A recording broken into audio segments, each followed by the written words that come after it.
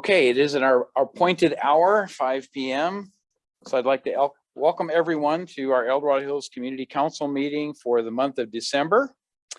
And after that, I would like to have each of the leadership team members who are present to please identify what their specific role is on the Community Council leadership team. So let's start with Chief Lilly and we'll just go around this way. Yep, Michael Lilienthal, Deputy Chief with El Dorado Hills Fire Department, and I chair the Public Safety Committee. Chief. I'm Cindy Munt, Supervisor.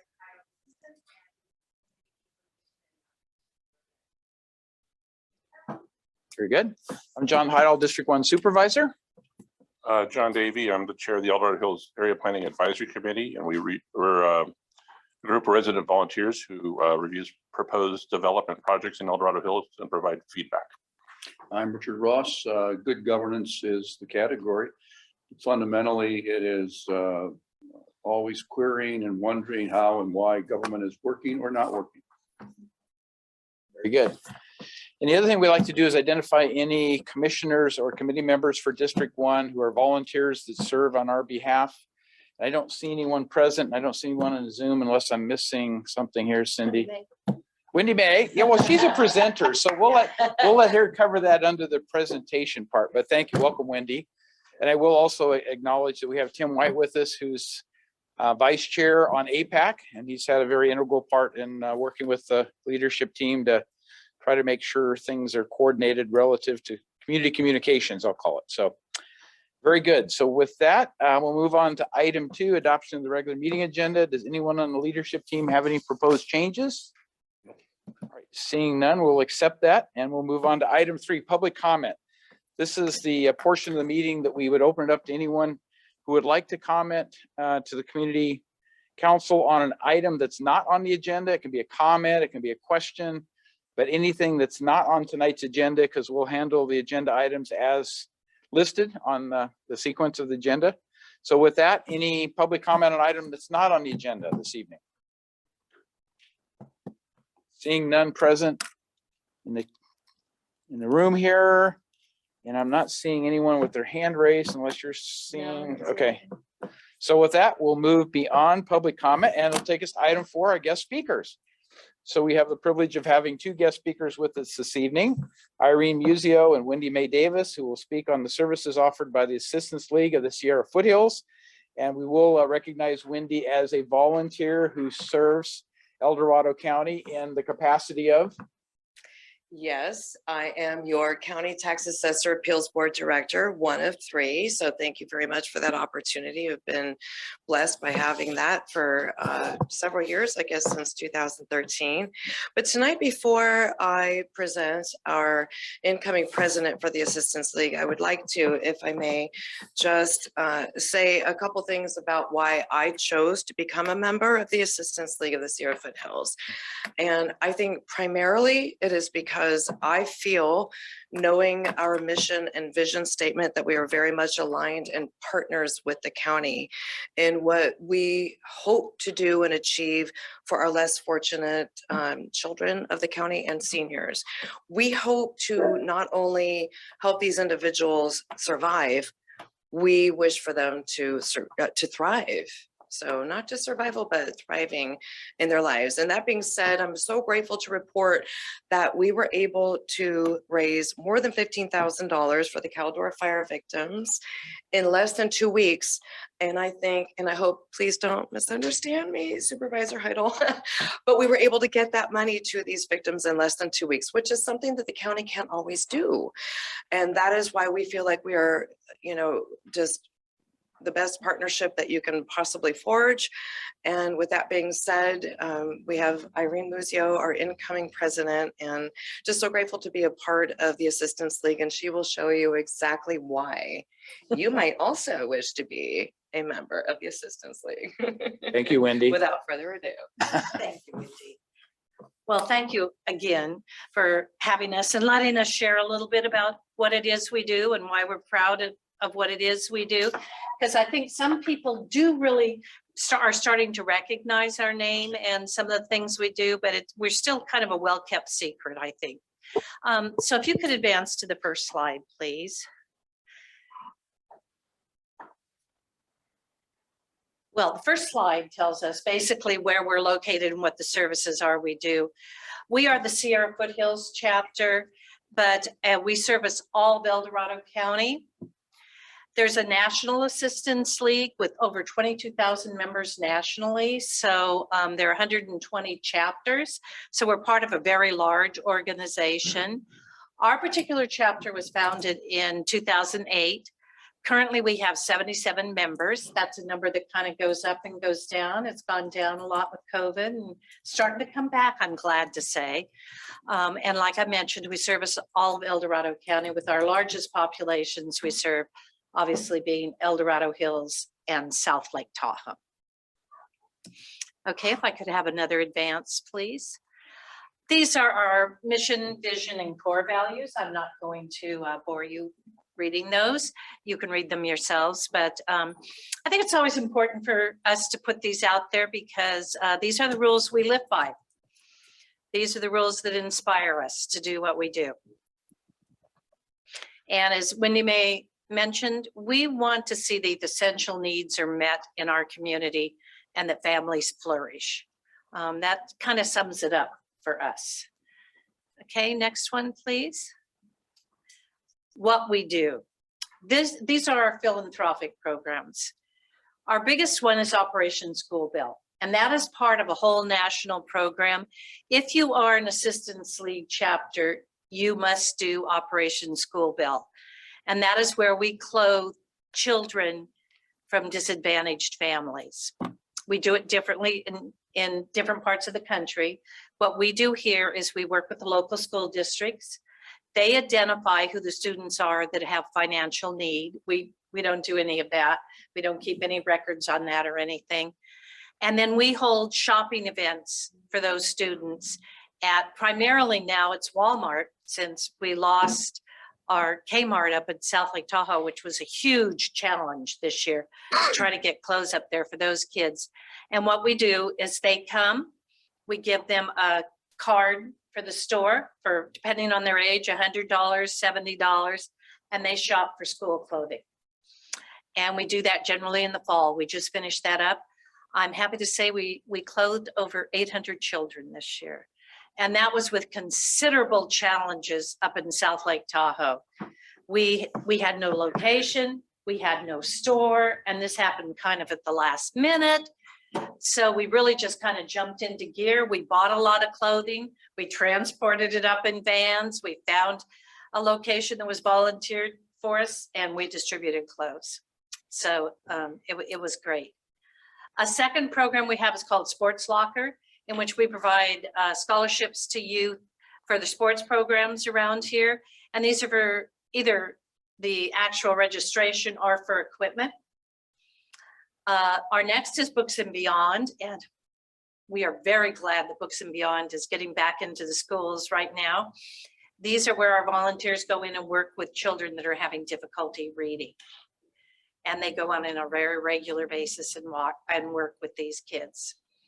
Next is Bags for Belongings. We supply duffel bags or little bags for the kids who are in the foster care system. Oftentimes, these kids have to move at the last minute. They don't own anything. They move in a garbage bag. So we have a program where we provide bags for them to move their clothing in. The next is Smile. And this is a program we do at a local senior center. We go in once a month. Again, very glad to announce that this month we're going back in for the first time in person in almost 2 years now. And basically it's a social program for the members. We always have an art project they can do, but a lot of them don't have a lot of capabilities to do that. So it's a socialization program for them. And finally, we do provide scholarships. We have 2 different ones we identify students on. One is community service. And I mean, I know you work with the community, but I am just blown away at the kids that win this, what they do for our community. It is unbelievable. And then our second one is Success Despite Significant Challenges. And this is the one that always brings a tear to your eye about, you know, a child that has made it in spite of everything that could go wrong in their lives. So we provide scholarships for them to continue their education. So that's what we do. That's our philanthropic side. And if you go to the next slide, I'll tell you a little bit about how we do it. We do it by writing grants and receiving grants. We do it from donations from corporations, individuals. We do it from sponsorships from corporations. And there's a list up there, some communities and some individuals that have supported us in the past. And then we have one more way we earn money, if you click the slide, and that is through fundraising. We are known here for, in the spring, doing a garden tour, and in the fall doing a holiday home tour, which we can't do this year, obviously. So we're doing this Jingle Mingle fundraiser this coming weekend. And we also have participated in the Big Day of Giving that's organized through a Sacramento organization. And the fundraising that we do, 83% of our budget comes from our fundraising. So that's the majority of our money. And actually 83 is also another interesting number for us, because that's how much of the money we collect, we put back into our programs. And if you're not involved with nonprofits or fundraising organizations, that is a huge number. And we can only do that because we have such great volunteers. One more, I believe. So that's what we're about. And now I would just ask, how can you engage? You know, if you're interested in this, what can you do? We are a shared community, as Wendy May said. Here's where we work, play, and live. And these are the people that are around us. There are lots of ways you can get engaged. You could become a member, you could become a sponsor, you know, come to our fundraisers. Anything like that is any way to get engaged. We do have a website, Assistance League Sierra Foothills. Has lots of good information on it. And you can look us up there and see what we do there. So do I have any questions from anyone? Take leadership team questions first, and I'll turn it to them. Anybody on the leadership team have questions? I think the clothing opportunity here helps students with it. Something to worry about with kids and not looking at the part of the school. Something to be a problem for projects. Thank you. You know, it breaks your heart when you see a kid practically in tears because they've never owned a new pair of shoes, or they've never, Oh, yeah. or, you know, or a jacket or whatever. I mean, it is just heartbreaking. A lot of us are very fortunate. We don't touch that all the time. Thank you. I was curious, you know, with the pandemic, the last couple of years, have you seen the need go up? Has it sort of been the same? I imagine it's up and down over years, but have you seen a more need? We, and to answer your question, the only way we can measure that is what we get from the schools. And this year, we did not have an increase in number for the schools, a request from the schools, but the schools are out of touch with a lot of people. You know, they're not in touch with what's going on, and so they can't identify that need. Yeah. I've got a question. When do you get maybe? Say the increase because of the Caldor fire. Well, yeah, Well, that obviously. too, but I was Yeah. thinking in terms of the pandemic. Right. COVID related. Right, yeah, Right. yeah. This is maybe a little bit farther afield, but I noticed in one of your slides, it mentioned foster care.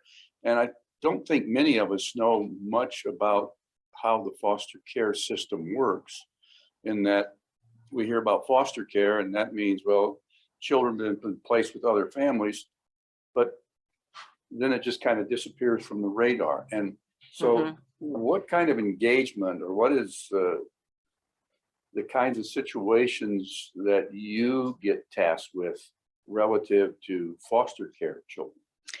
We really are hands off with the touch in that. The only thing we do is provide those bags for the kids, and those go to the organization, and they distribute them to the kids. So we don't actually interact with the kids. But it's a very volatile situation to be in a foster home. You do not know from day one to day two how long you're going to be able to stay there. And these kids are taken out very quickly, oftentimes. And that's where we reach, but we don't work with the kids themselves. That's overseen by the county system. Mhm. Yeah, it is. Yes, I have a question relative to these kids, the kids who are disadvantaged, so to speak, but are not attending school. You get any information from the schools in terms of the expected attendees, but they're not there for whatever reason, and there's any way to reach out to that group of kids who are probably kind of lost in the system because they don't go to school regularly? We actually are not able to reach out to kids or to families Okay. directly. We have to maneuver everything through the school district. So that's why I say we do temporarily have their contact information while we're running this program, but then it's immediately purged. Okay. Understand the need Yeah. to keep that separation in there. It's just, I sense there is a need for There's your a- kind of services for that group of kids, and how do you get to them? That's the question. Well, the school district does have a person hired that handles all of these types of programs. So to speak. Yeah, and she has a lot of good information about what's going on. And she's actually very interesting. She came and spoke to our group.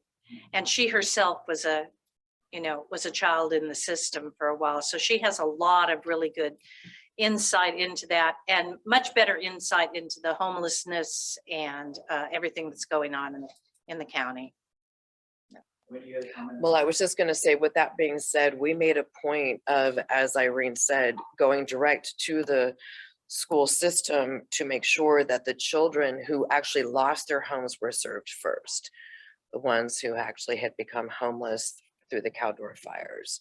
So, which is different than what you're asking, but in that sense, we were able to. Prioritize what you can for the Yes, greatest need. Exactly. For that particular one, everybody that came through had lost their homes. Yeah. It wasn't just They were lost served something, first. they had lost their homes. And it was a different mix of kids and parents than we see through OSB because, some of these people would normally be tagged as disadvantaged, other than now they have no home or anything, but, prior to this would not have been tagged that way. Very good. So I think we've covered the leadership team. So let's open up people in the audience present. Maria, and we need to get a microphone to you here. Just got one there? Okay, good. Excellent. Okay. Do you have any idea of what an approximation of your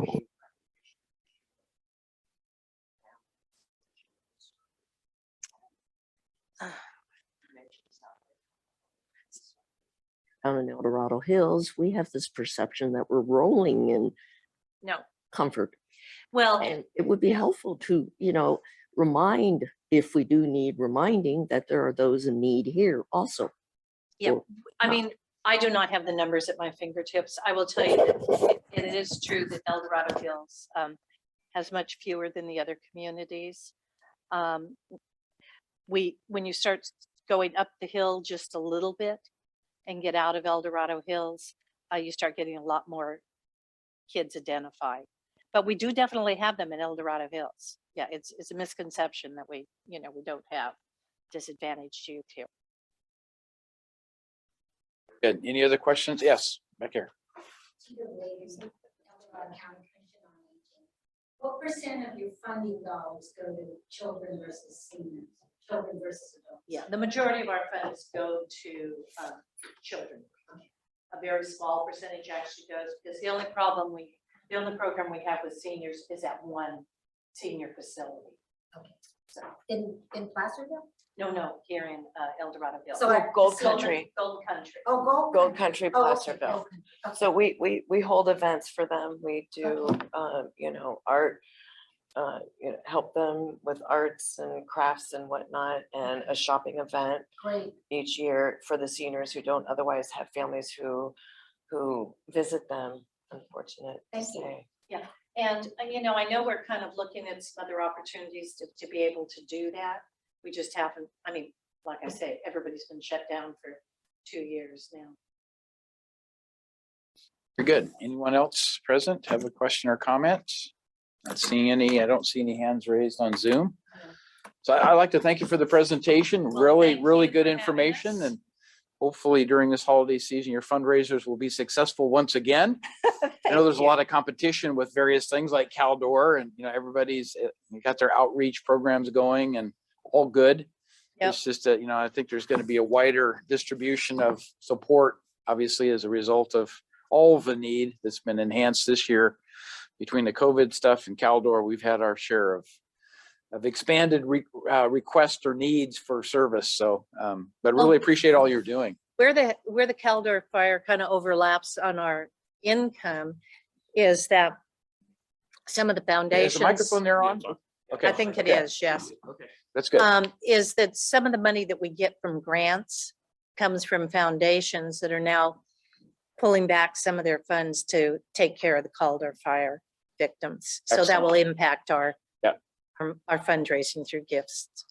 I should mention that El Dorado County actually works through the El Dorado County Community Foundation to do a lot of the distribution of the funds we've gotten, whether it be federal funds or state funds or donations or volunteers or whatever. We try to make sure that we have that quicker response by taking it through the foundation, because they have a lot of nonprofits they work with. And I don't know if you're tied with the foundation. You are. Excellent. Yes, Okay. we are. And So as a matter of fact, when we ended up distributing our funds for the fire, because we did promise everybody that 100% of this would go to the victims of the fire. Right. We had some money left over because some people didn't show up to collect. And so we actually are donating that back to the community foundation. So excellent. because So we it'll know get it will be used, right, by Yes. the appropriate Yeah. needs for the appropriate Make needs. sure it was. Yeah, excellent. So that umbrella organization, the way everybody works on, I've been very impressed. I've not seen that in other parts of California, but it seems to be working really well in El Dorado County. And that's the greatest need for us personally. So And I don't want to take up the whole 2 hours, but I could if you'd like. No, that's I right. have lots of good family stories if you're interested. But one of the things they're doing, which I'm very impressed with, they've just started on a series of seminars for nonprofits. Very targeted, having people with good credentials to lead this. And they just started, and I think they have 5 or 6, but it's open to every nonprofit. And at the end, they have a very substantial grant opportunity available to the people or the organizations that attend that. So there's a real interest in not only supporting the community, but helping to build the organizations that support the community. I was very impressed by that. excellent. So again, thank you, Irene and Wendy, for your sharing of the information and stuff, and good luck to you. And hopefully your fundraiser is successful this year as they were last year. So Thank you. thank you for all your efforts. So with that, we'll move on to supervisor communications, item 5. These should go pretty quickly. El Dorado Hills redistricting. The Board of Supervisors has 2 maps to look at tomorrow. The El Dorado Hills Community Rev B and the El Dorado Hills Community Rev B-1. And they are very minor changes. The only real change is some slight adjustments in population between District 2 and District 4. And what it does is it basically draws the line at, I think it's Green Valley Road is a separation. But with that map change, all the inputs I've seen, which are very limited, and other things is that the B1 is probably preferred at this point. Because again, it gets us the closest to the population target of each individual district. And that's always good from the standpoint, we have to submit it to the state for verification. And if we're down within 1.5% or something, as opposed to 3.5%, it should go through without any qualms. So I think the effort that the staff has taken on has been very successful, and we'll see what the board decides tomorrow. But I think it's going to be a pretty short discussion, and then we'll have our new district maps and make everybody aware of them and just start moving in that direction for the start of next year. So I think that's a pretty straightforward. The second one, there was a homeless shelter forum. It was co-sponsored by the El Dorado County Taxpayer Association, the Shingle Springs, Cameron Park Chamber of Commerce, held on December 2nd up at the County Food Bank in Cameron Park. I thought it was a good discussion. There were several panels that spoke on various things. There was a lot of perspectives provided by a number of different people, both electeds, county staff, various people, members of the audience were allowed to ask questions and get responses.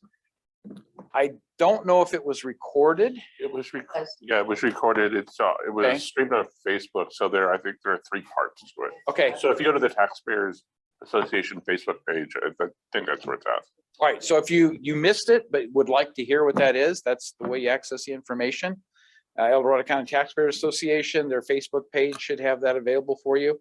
There's a lot of work to be done, but at the end of the meeting, I think the major decision from my perspective that came out of it was an agreement for all of us to work together using our EDOC COC to see if we can't modify the sheriff's proposal for the hostess program to make it into what Lieutenant Lykoff referred to as the home program, and to make it compliant as much as we can with the desires of the federal government and state government for the type of sheltering that would be available for the homeless. So I am very encouraged that through additional commitments to work with EDOC that we'll be able to find a solution set that includes the home program as modified from hostess to meet the needs of the community and still allow us to continue with the funding we're getting on the EDOC side to provide other forms of homeless sheltering. So I think we ended up at a good place. There's obviously a lot of concerns about where the homeless encampments or where the homeless sheltering occurs. And that's just normal practice, but to the best of our ability, the Board of Supervisors is still trying to determine how do we find the most suitable locations and apply the funds that are available to us to move to that next step of providing more sheltering and more so wraparound services for the homeless. Because I think just to provide sheltering is helpful, but you really have to understand the individual, what their needs are. Is there a mental health issue? Is there an addiction issue? Is there a lack of just feeling like belonging to a community or having a purpose in life? And you have to weigh all those things and figure out how to best meet those service needs. And EDOC has done an incredible job through their annual point in time counts to gather that information. So I think we now have the information and a strong basis to move forward with recommended forms of sheltering, which will come out of the EDOC COC strategic plan, which should be available hopefully by February or March of next year. But at least we have a preview of the various types of sheltering that they're considering. And you can kind of see the ones that fit well within our community and the ones that are kind of a little different than what might fit in our community, but might be modified to fit in our community. But we're really waiting for the EDOC COC strategic plan to define these are the prioritized needs for sheltering, and here's a recommendation on how to go about accomplishing it. So that's really the next major step I see, short of having EDOC and our sheriff's representatives work to define what the modified hostess, i.e. home program or whatever it's going to be called, could become. So, and I'll say could because we don't know it will be a part of it, but I'm hopeful that it will personally. So that's the update on that. Then the last thing, the Board of Supervisors, a letter to the governor supporting the El Dorado County Office of Education and the 15 school district superintendents. That letter was submitted to the governor on December 7th. And we basically have an item on the Board of Supervisors agenda to look at that from the standpoint, I think it's still a consent item, because all we're really doing is following up on the decision the board made to support what the Office of Education and the superintendents of the school district submitted to the governor. So we're basically saying, based upon our review and the desire to have independent decision-making consistent with what the Office of Education provided, to send that letter of support. So it's really layering over what has already been submitted by the educators in the county. Because when it comes to schools and vaccine mandates and those kinds of things, that's driven by the states, the governor, and it's a school district. The Board of Supervisors really have very little or no even influence in that. We have submitted letters to the governor asking him to give us local control on some of that. Working with our public health officer, we haven't received any response that says that can or cannot happen. So, and I don't know that the school districts have received a response either, but I think it's the right thing to do to step up and basically take a position. So we've done that in support of our local school districts, I guess is the easiest way to say it. So we'll see what potential that has. I think most of us know the mandate. was coming down from the federal government, I think had a January timeframe for implementation.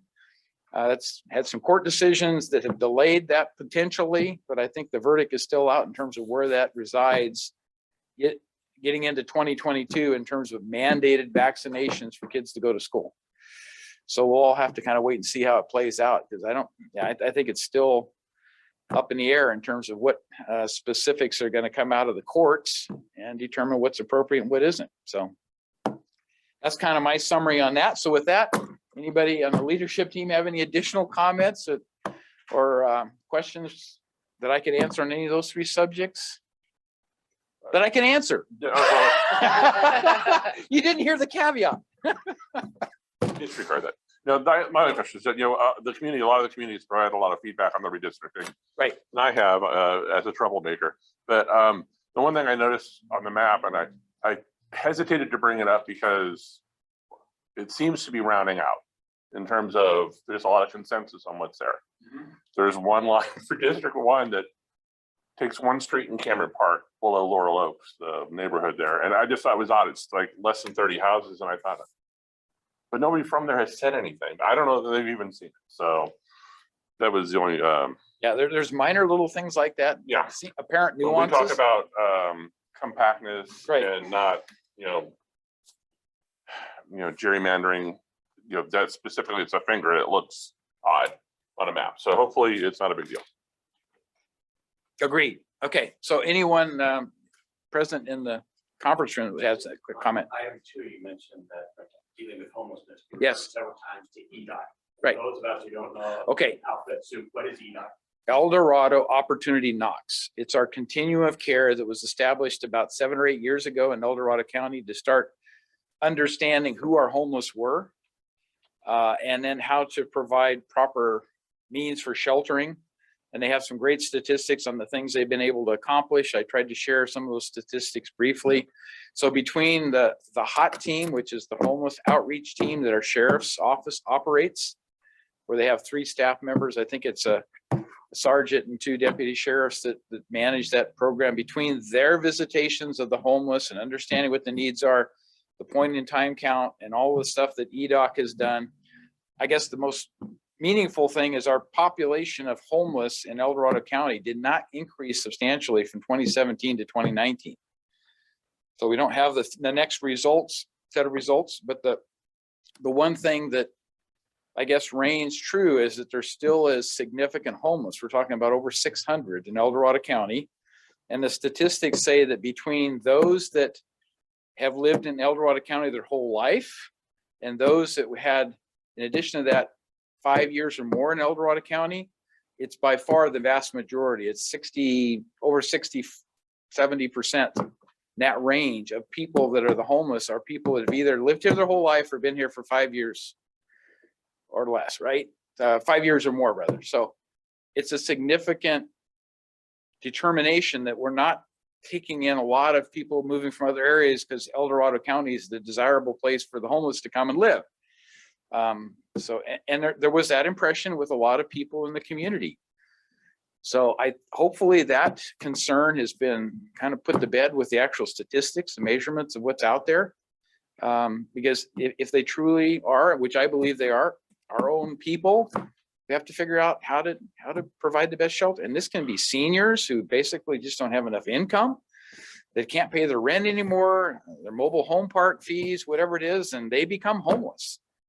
So how do you work with that part of it? So I honestly believe that affordable housing is one of the lack of affordable housing is one of the drivers for some percentage of the people that we will continue to see become homeless as we go forward in the future. And we're trying to address that at the county level by finding, I guess, kind of unique ways to allow more forms of affordable housing. And whether that's a tiny home community that's properly permitted, that's not a mobile home park, whatever it is, we're talking about some of those things because other communities have done that and been successful with it. So I could go on and on and on, like Irene could, relative to the homeless situation. Having been involved with EDOC for 5 years now, I have a pretty good understanding of the history of it and where we're trying to get to. But there's a lot of people that have opposition to it because it could be in their community, right? understand that part of it, but we have to find the most suitable places we can and understand we have to do what we can. So we'll see how it all plays out, but hopefully that answers your question. Richard. I saw a posting concerning a potential real estate transaction by the county to purchase a motel. I presume that's in part of the location Yes. determination? Yes. et cetera. So I'll update you on that. It's the Pollock Pines Best Western Hotel, which the county had put on contract with the hotel owners for Project Room Key.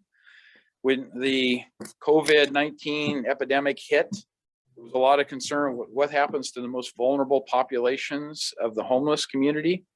And if they contract COVID and it starts spreading, you got a real problem, right? Because there's no place to shelter them. There's no place for them to self-quarantine, except out, on the hillsides and the woods and stuff. So Project Room Key was all about determining the most vulnerable people and getting them into the 26 hotel rooms that were there, getting them the stabilized, getting them the support services and the finances to try to move to a better place. And they did. There was a lot of, I think the number was 58. I don't have the statistics here, of people who were in those 26 rooms that eventually got into more permanent type of housing.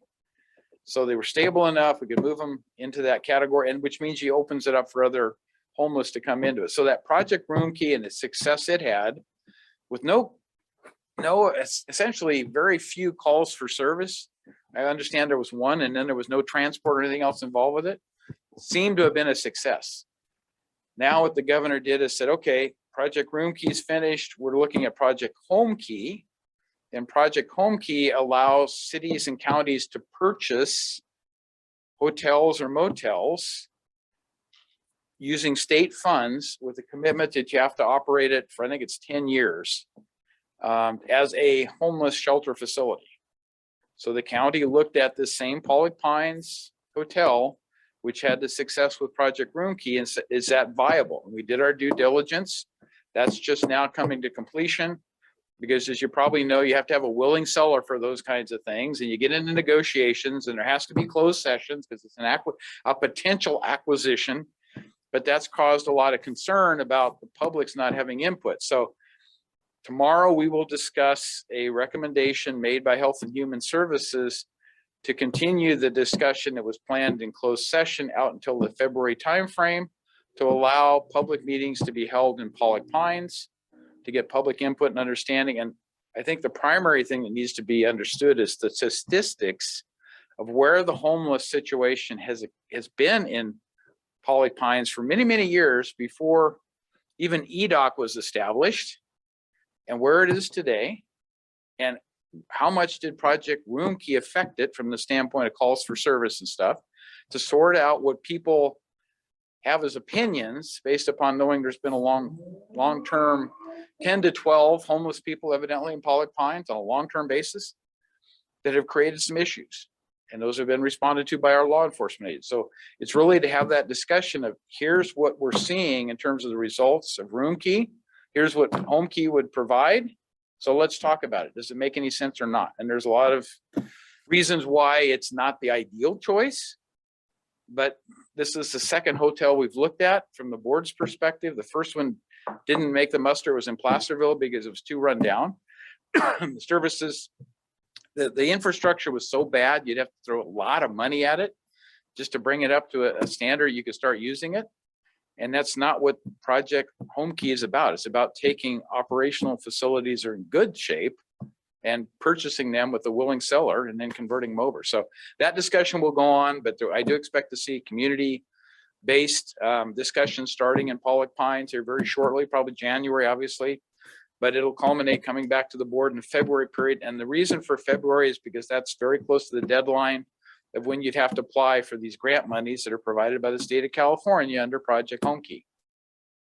So that's kind of the scenario where we are. So it's more long-winded than most people wanted, including me, but I'm sorry about that. But there's a whole lot of information and I guess a whole lot of misrepresentations of what's really been going on from my perspective, but the more we can make it clear, the better. So with that, any other public comments on the three subjects I spoke to?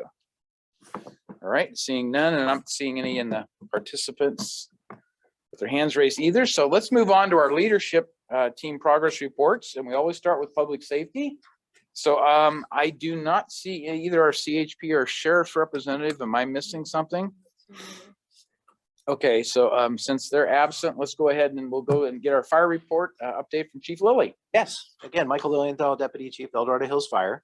I think the most important piece of information we have is this is our Santa Run week. So we're very excited about that. So starting tomorrow night, we'll be up in the northern half of town at Jackson Elementary School, Lakeview, Falkirk and Keswick, and Murray Homestead Park. Followed by that, Wednesday night, we'll be at William Brooks Elementary. We'll be over at Parkview Heights Park, Lake Forest Elementary, and then over on Telegraph Hill. On night 3, we'll be at the Serrano Visitor Centers, Oak Knoll Park. We'll see you there. Sure. We will. Swing by. Bridlewood Visitor Center and Laurel Oaks Park. And then night 4, Friday, Four Seasons, we'll be going through Stonebriar, Rolling Hills Church, Valley View Charter Montessori, and the Sunset Mobile Home Park. And then the last night, which would be Saturday, we'll be in the town center, and we'll be stopping at District Church Ice Rink at the end, kind of finishing it off there. So we would love to see everybody out there. It is most importantly a food and toy drive. So we benefit the El Dorado County Food Bank, and we benefit children that need toys during the holidays. So really that's the reason we're doing it, but it's also really fun to spread the Christmas cheer kind of after the COVID craziness. It's nice to do that. So we're looking forward to that. And that's kind of our big news for right now.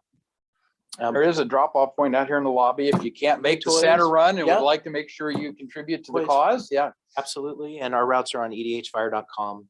There's a Santa Run link there if you're interested in taking a look at those. 58 here, remember everything right?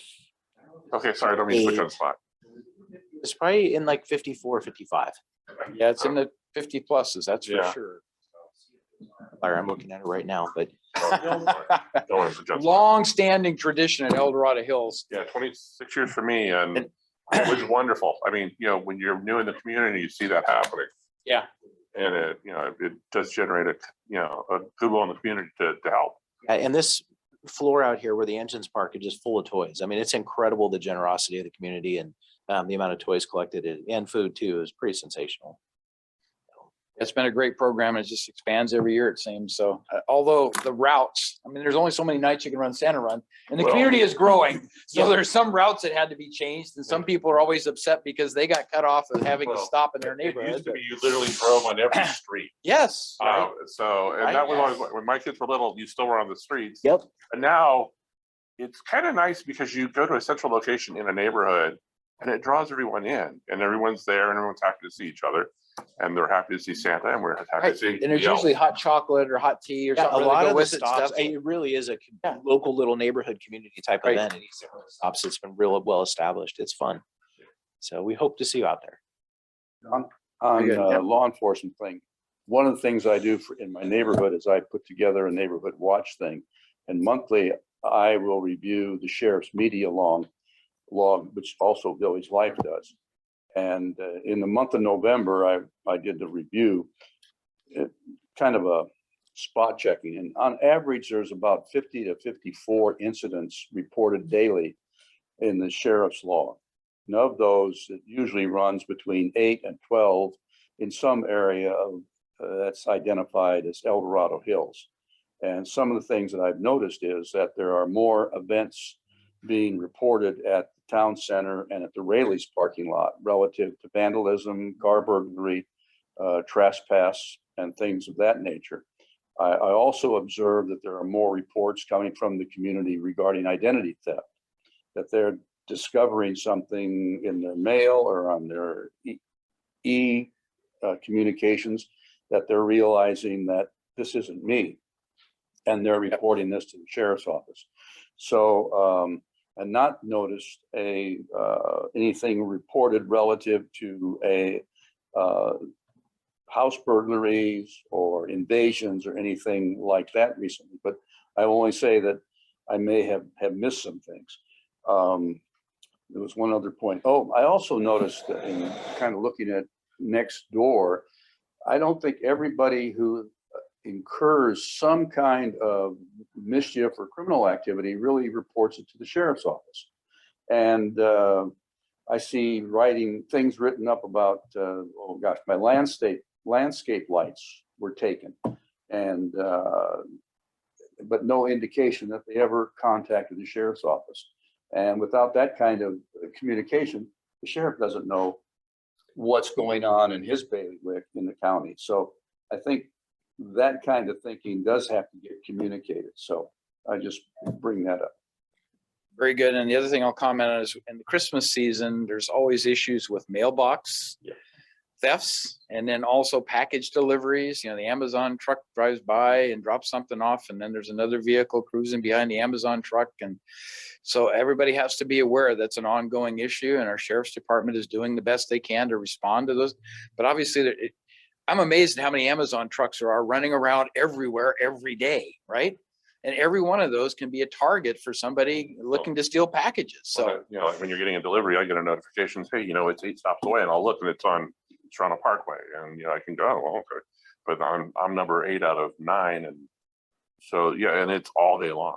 right, yep. And but they are making the receiver, the buyer, the customer more aware of what the timing is for the delivery. So if you are around, you can be attendant and Photos of the make sure you delivery get it. reports Yes. and- I think they're doing a great job on their deliveries, but it's what happens if you're not home for the remainder of the day after that's delivered, and you get home in the evening at 6 o'clock or something or other, and is the package there or not? And if you So live in if you're a not more gonna be rural home, area, who knows? Yeah, if you're not gonna be home, then probably their service with their lockers, delivery lockers, is a good option. Right, there are a lot of options. Crime prevention is really what we all need to be thinking of, because we don't have dense law enforcement coverage here.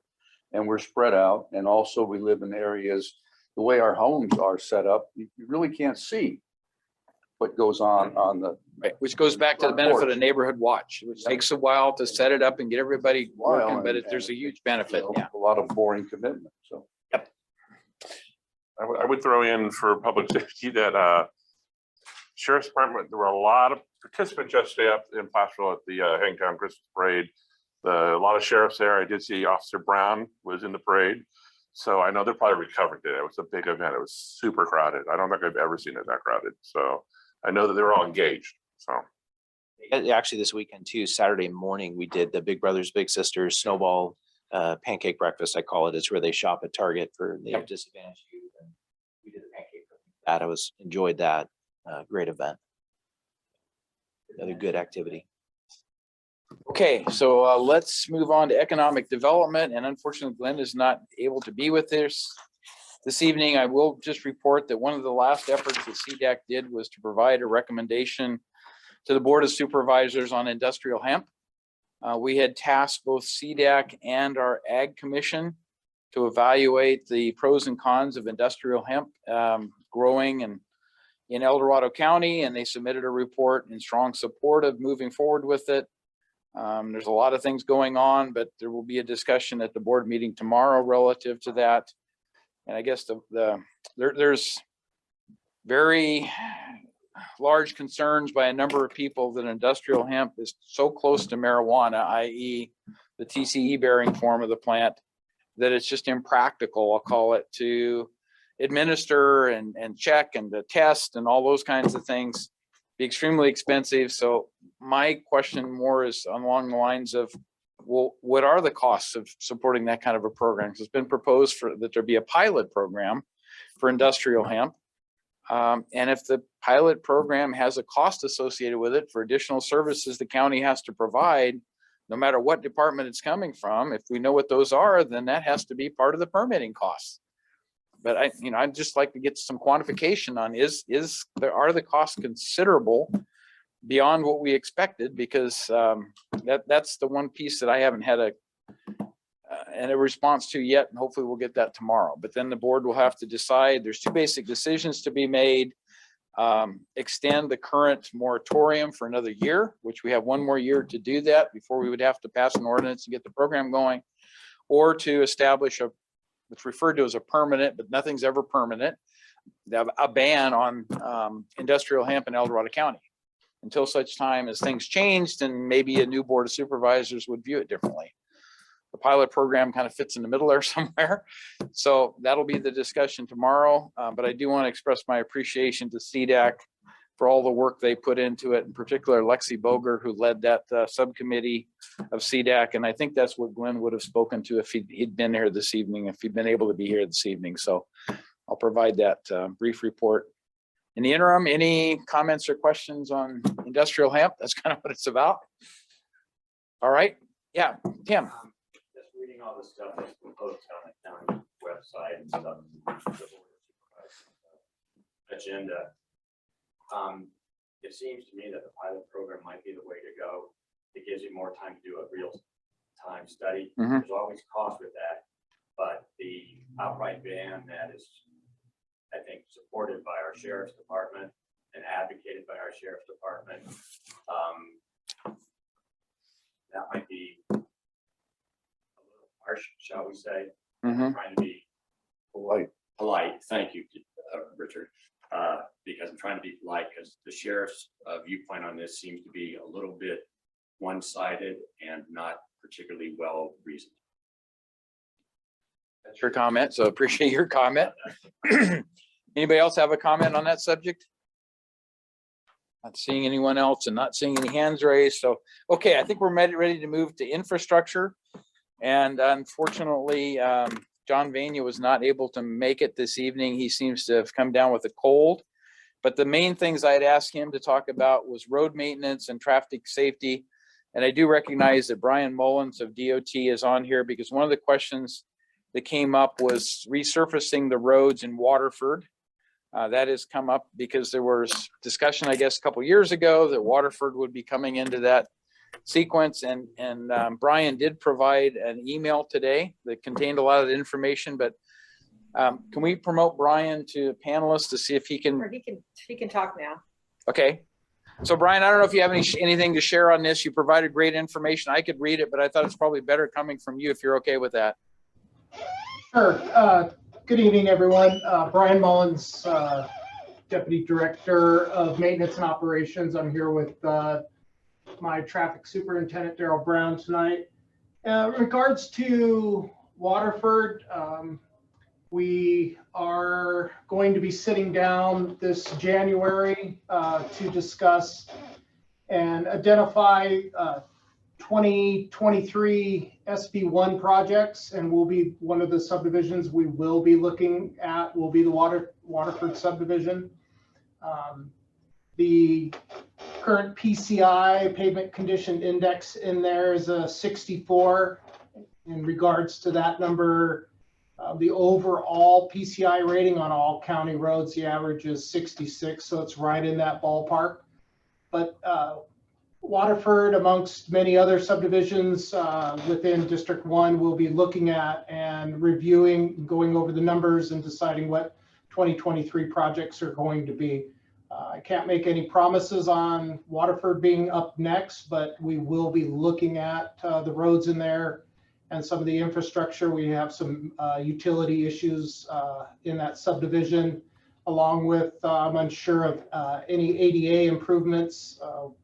Recently, Cameron Park, we did a surface treatment, and the ADA upgrades, which are required as part of SB1, came at 1.1 million. That was just the ADA improvement. So there's a lot of factors go into determining what subdivisions will be best cost benefit for the use of the SB1 funds each year. So with that, we will be reviewing a lot of data come January. Thank you, Brian. And for those of you who don't understand the PCI, it's a scale of 0 to 100. 100 is an absolutely brand new, perfect road.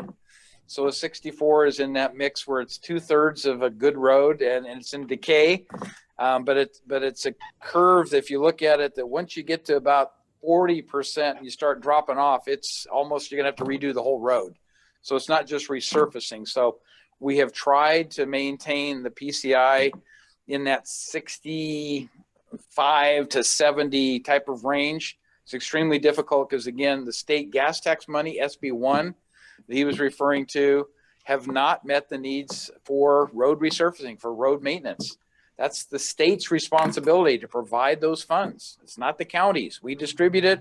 We administer the program to resurface the roads, but we have not had sufficient resources to maintain the roads. So we're in this predicament of, even after SB1 passed, which we thought was really going to bring things back into a more normal type of road maintenance program. They've fallen way short. There's any number of reasons for that that I don't want to belabor. But the other thing, Brian, I would ask you is for an update, if you're okay with this, on the El Dorado Hills Boulevard resurfacing, because I know we got started with that effort this year. But can you give us an update of what the expectation might be as we go forward here into 2022? So one of the identified projects for SB1 funds in 2022 is going to be the section of El Dorado Hills from Harvard to Green Valley. The section from Harvard to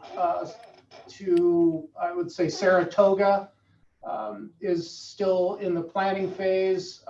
There's a funding issue and there's multiple utility issues along with fiber optic to connect the signals from the Harvard intersection down to Saratoga. So there's multiple stages of that, and I don't believe that is scheduled for 2022, but should be coming in the near future. Okay, so completion of a complete overlay on El Dorado Hills Boulevard, the way I'm understanding, would probably not happen until the end of 2023 or even beyond that. Possibly beyond that, hopefully Okay. sooner than later. But in the meantime, we may look at that section between Saratoga intersection and Serrano, doing some improvements in there. I know we have a few spots that are consistently having distressed areas with potholes, and we will look at that for 2022 as doing some interim repairs in case El Dorado Hills does get pushed out another year or so. Very good. So I'll just add that the Board of Supervisors also authorized $3 million of additional expenditures out of the county general fund to help augment road resurfacing, the maintenance of our roads, to be added to the SB1 funds and the other gas tax funds that we've received. So the board did, I think, what they could to try to help augment the deficiency of what the state funding is doing for our road maintenance situation. So it would be nice if we could make it 5 million or more, but there's a lot of other demands for those discretionary general fund uses. And so we were able to put a policy in place that says if there is funding that's basically fund balance carryover, that we would make that a very high priority to put an equivalent amount in ensuing years. It's not just a one-time thing. So staff has that direction. We'll see what 2022 and beyond, since for the fiscal year is a 21-22 timeframe. So it'll really be 22-23 fiscal year evaluation where that will probably come into the board's determination if we can move forward with that or not. But that's the other thing we're trying to do to help augment the desire, the need for road maintenance. So, and Brian, do you have any final thoughts on any of that before we move on here? No, I'll just say that we're anticipating 5.5 million of SB1s for 2023, where the state will update us on that number early next year. But for budgeting purposes, we're looking at 5.5 million of SB1, and unfortunately, with tens of millions of dollars of deficiencies that we need to address every year, no matter what our course of action is, we still seem to slip a little bit each year. So hopefully those SB1 numbers will come in a little stronger, and that we'll have some additional funds along with what the board has provided, that we can address some of the more severe issues within District 1. Very good. Thank you for that. So any questions that we could answer maybe on where we are with the road maintenance situation? And Next question, this, Yeah. I read in the newspaper, it says the state's going to have a $31 billion surplus. Has there been any circumstance where in any of the counties have heard whether any of that surplus money will be used to supplement any of the existing flow to counties for different purposes? I have not, but I'd ask Brian or Daryl if they've heard anything along those. I know the federal infrastructure funding will be bringing more funds available. That's totally different. But with respect to what the state budget is, I've not heard of any desire. They seem to be more, they're prioritizing homeless resources. They're prioritizing broadband across the whole state of California for internet connectivity, et cetera. So I don't know that this is, the road maintenance piece of it's anywhere near that same level of visibility. Maybe there's a program, but I haven't heard of it if there is. So we'll just have to wait and see, I think, and unless somebody else is aware of it. So I'm not seeing any positive head nods. So, okay, any other comments or questions then from anybody here present in the conference room? Seeing none, and I'm not seeing any hands raised. So we'll move on to good governance. John kind of tagged me with the issue relative to the FEMA's failure to follow through as President Biden had promised he would do in terms of support for individual assistance out of the FEMA program for the Caldor victims. And if anybody hasn't seen it, it's on McClintock's website. He wrote a letter on November 19th restating some of the things he has commented about on the House floor. And basically, he's asking the president to overrule FEMA's decision not to allow individual assistance and move forward according to his promise that he made on September 15th when he was out here visiting, etc. I'm not exactly sure what at our level. I know the county has done the channels, and I don't know what the governor's office has done relative to that. I don't know how much friction the Sacramento administration tries to cause with the Washington. What I think things that we as individuals can do is the White House has a contact number, the Vice President has a contact number, both senators have contact numbers and email addresses. Personally, I'm going to distribute all that information, and I sent it to Cindy so she can put it out with the minutes. And the public doesn't show up, but the public is harmed by the lack of government follow through. We, the public, need to speak up, and we should be speaking up a lot. And I've sent a communication because this thing sparked my interest. I've asked both senators, what have you done to support the people of El Dorado County? And I think we should continue to ask that question over and over again until somebody in their offices get a little nervous because of the volume of communication. And the squeaky wheel gets the grease. And if we can somehow embarrass or cause them to have more concern over our issue after what the president has said, then maybe there can be momentum. We have a small county population. Maybe they don't care, but it's amount of noise that is made that counts. And small voices can make a lot of noise. The White House has a comments phone number, and it also has a switchboard. You can go to comments. There's all volunteers, but you get to talk to somebody. The switchboard is like, calling your credit card company.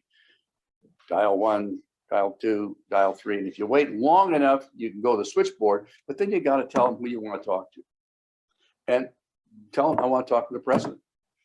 The point is we have to be our own advocates.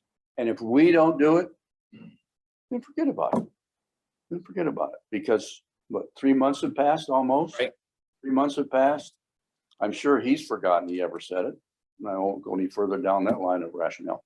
And so if we don't keep reminding them, who's at fault?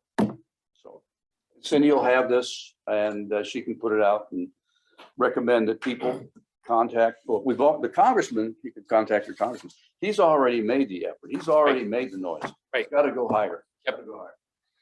I'll just mention the Board of Supervisors submitted a letter to the president a month and a half ago, basically reminding him of his commitment and encouraging him that if FEMA did deny it, to override it before the actual ruling came out and stuff. So the FEMA basically denied it. It was appealed. The appeal was denied. And so it rests with the president of the United States if he's going to override FEMA or not to get that individual support for our Caldor fire victims. We should have probably Even though it's also- happened for other similar counties and other fires who had lesser impacts than what we've had here in El Dorado County, but there's always the political aspect of it. Who knows what all that means. Should have included a self-addressed stamped envelope.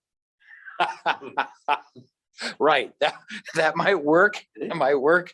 Maybe that's all it's lacking. Yeah, could be. I would think the federal government would have some money for postage, but who runs the postal service? Oh, they're operating at a loss. I That's right. forgot, right? So anyway, all that aside, so thank you for that report. Any comments or questions on Richard's good governance inputs? Okay, and I'm not seeing any online either, so we'll move to healthy communities. And I just wanted to acknowledge again that Cedar Burgess has had to leave our community for personal reasons. And so I am looking for a new leadership team member for healthy communities. The good news is we've had one person step up and say that they are willing to take on that role. And so I'm strongly encouraged, but I didn't want to just select someone without, again, announcing it. That if anyone else has an interest in serving in our healthy communities regards, and primarily what that is looking at things that are going on from the community, how do I say it, health perspectives in terms of our hospitals, our administration, our COVID vaccinations, all those things are very important. Opioid addictions, those kinds of things are tied with healthy communities. But also just what do we do to make people more aware of things like mental illness? We had the special community council meeting where we really tried to look at what is going on with mental illness and mental health issues in El Dorado County, and what is the county doing to respond, and what are the other things that each individual can do to help identify people in needs of services. So it's the proactive approach. If you can identify a situation where someone's in need of services, and you can get those services to them, maybe you can avert a crisis occurring later. So that was kind of the emphasis of that. But again, anyone who's interested or knows of someone who might be willing to serve on our leadership team in that healthy communities role, please contact Cindy or myself, and be glad to talk to them and explain, in more detail what the obligations of the job are. It's pretty much what you make of it, with an understanding that occasionally on the agendas and stuff, I will try to identify something that I think it's a particular timeliness and interest to the community to put on here to make sure we don't miss covering that aspect of it. So, so anyway, hopefully we'll get some additional interest expressed. If not, we have one applicant, like I said, who seems to be a good fit, and we'll move forward with that in next year if that's where we end up. So, ready to go to APAC, the December 8th meeting. Are we? So our meeting is on Wednesday. We're doing it virtually this month. We don't have any projects that we're formally reviewing, and we don't want to get people to come out for a late hour just to cover some of these sort of housekeeping tasks that we have planned on our agenda. The primary focus of the meeting is our 2022 officer election. Once we conduct that, then we have some suggestions about our meeting schedule. We'll lay out the days. It's typically the second Wednesday of every month. We're going to have a discussion about our start times, see if we can push them a little earlier without putting a dent in our participation, because APAC is about people participating, being volunteers, and providing that community voice. If we go back too far, we'll have a challenge with people getting off of work, or getting kids home from school, getting homework started. We go in right now, our meetings, we start at 7, which we've always done. They run to 9 and sometimes 9:30. Sorry, Mike. So, we don't want to keep people out all night, but we do want people to participate. So we don't want to be too early to prohibit the participation. So we'll talk about some of those things, and we'll talk about some public comment options that officers have discussed about having public comments submitted in advance prior to the meeting, so that we have them written down for people that either cannot make the meeting or have a thought, a question prior to the meeting. And then any local project updates that become evident to us in the next 2 days, we'll have those as well. And then our plan is for our next meeting in January, the first meeting of the year would be the 12th. We're probably looking at a 6 p.m. start time, but we'll discuss that on Wednesday. So we're just trying to keep people engaged. You know, if we skip too many meetings, then people sort of think everything's okay, and you know, there's nothing to participate, nothing to volunteer. So we want to keep people engaged, but we don't want to waste anybody's time. So that's our focus on Wednesday. The Zoom link is on our website on our agenda, and we'd love to have everybody participate.